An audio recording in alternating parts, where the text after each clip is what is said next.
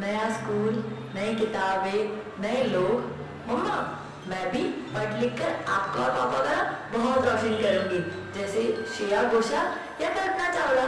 बच्चे, अगर आपको मम्मा पापा को प्राउड फील करवाना ही है तो ब्राह्मणी और सुंदरी की तरह बनो। ब्राह्मणी और सुंदरी वो कौन? अपने फर्स्ट तीर्थंकर आदिनाथ भगवान है ना, उनके 100 पुत्र थे। अच्छा मम्मा, और उनकी 2 पुत्रियां भी थी, ब्राह्मणी और सुंदरी। आदिनाथ भगवान ने अपने राज्य काल में स्वयं ब्राह्मणी और सुंदरी को अंक विद्या और लिपि विद्या सिखाई और उनके साथ साथ अनेक कला की भी शिक्षा दी।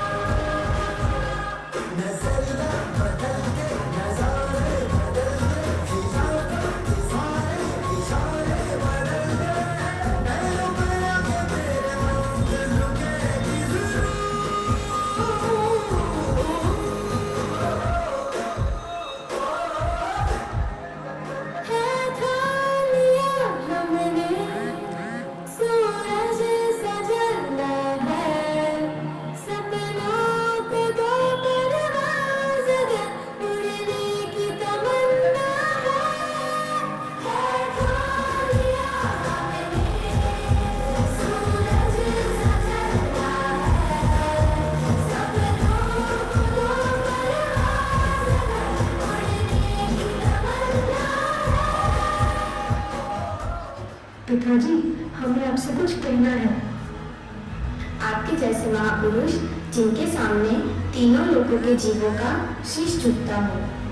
आप सिर्फ हमारे पिता ही नहीं, गुरु भी हैं, जिन्होंने हमें ज्ञान एवं कलापूर्ण बनाया है। हमारे कारण आपका शीश झुके ये हमें बिल्कुल भी स्वीकार नहीं, इसलिए हमने आजीवन ब्रह्मचर्य व्रत लेने का निर्णय लिया है। ब्राह्मणी और सुंदरी की दृष्टि में हमें माता पिता और गुरु भक्ति का स्मरण देखने मिलता है। जिस तरह उन्होंने पिता से लौकिक शिक्षा ग्रहण कर एवं आदि का दीक्षा धारण कर वे आध्यात्मिक पथ पर आगे बढ़ी। राम सिया की कहानी तो हम सब ने सुनी है, तो आइए चलते हैं उस दृश्य पर जहाँ सीता संग पुष्प पुनः अयोध्या पधारते हैं।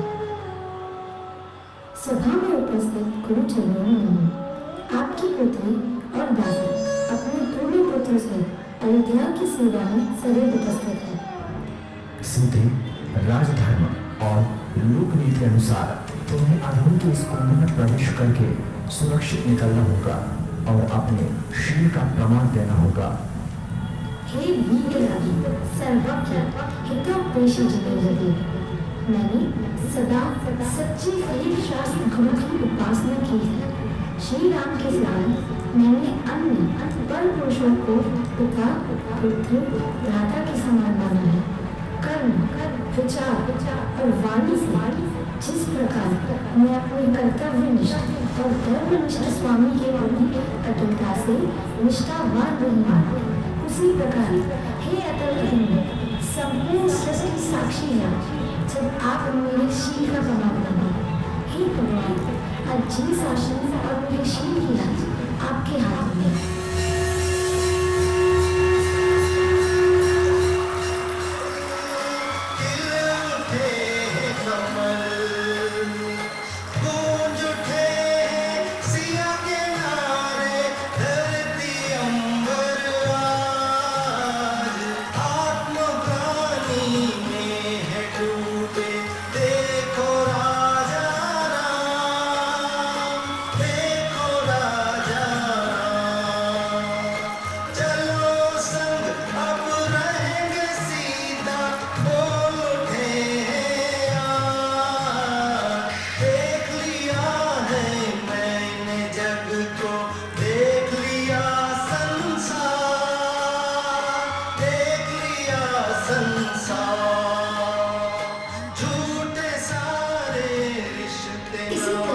सती सीता वन में पृथ्वीवती माता जी से आर्य व्रत लेकर महारूपों को धारण किया।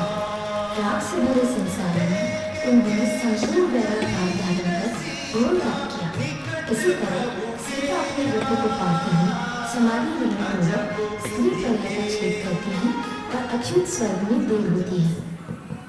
केरल के समय की बात है जब संत शिरोमणि आचार्य गुरुवर विद्यासागर जी महाराज की परम प्रभावक शिष्य कालिका श्री पूर्णमती माता जी विहार में थी और विहार करते करते वो सघन जंगल में पहुंची।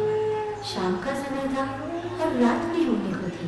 सुनसान वन में वह शख्स ऐसा था कि दूर दूर तक कोई ठहरने का स्थान न था। ऐसी दुविधा में माताजी गुरु जी का स्मरण करती हैं। हे प्रभु, हम आप ही की संतान हैं। हमारे शरीर की रक्षा आप ही को करनी है। हे गुरुवर, आपकी भक्ति से तो बड़े बड़े पहाड़ भी तोड़े जा सकते हैं। संसार सागर से पार लगाने वाली है, तो ये छोटी सी समस्या से क्यों नहीं निकल सकते? हम लोगों के शरीर की रक्षा हो और आज के ठहरने के लिए निरापद स्थान मिले। बहन जी, आप लोग तकलीफ में हैं? कोई परेशानी हो तो मुझे बताइए। भाई साहब, हम आदमी काम हैं और रात्रि में विहार नहीं करते। घबराइए मत, मेरे पास में ही ईश्वर का एक मंदिर है। आपके रात के ठहरने की व्यवस्था हो जाएगी। आप सब मेरे साथ आइए। एक पल को आलिका ने घबराई, पर उनकी शांत सौम्य छवि थी वे निश्चिंत हो गई। कुछ कदम चलते ही चलते संत एक खंडर के पास पहुंचा। सब यह स्थान देखकर काफी आश्चर्यचकित थे। हे गुरु जी, आपके आशीर्वाद से ये विघ्न भी टल गया। ऐसे दाने वाले में किसी इंसान का मिला। आपको कोई भी तकलीफ हो तो मुझे याद कर लेना। पर आप हैं कौन? इतना कहते ही हो गया अदृश्य।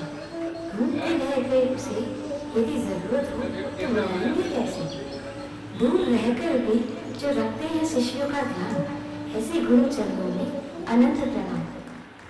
अगला दृश्य महाभारत का वह क्षण जहाँ चौसर के खेल में धर्मराज युधिष्ठिर सब हार चुके हैं। आइए देखते हैं आगे होता है क्या।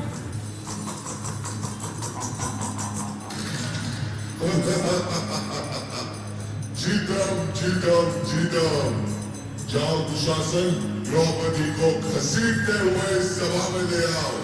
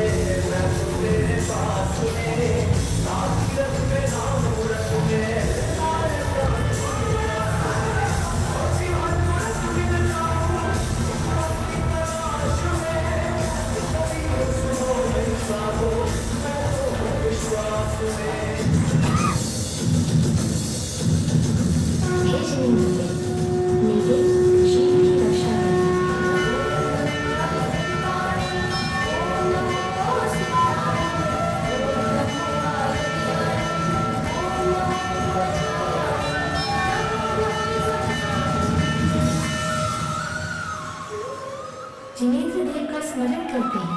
द्रौपदी के पुण्य दय के कारण उसके शील की रक्षा हुई और भरी सभा में द्रौपदी अपमानित होने से बची।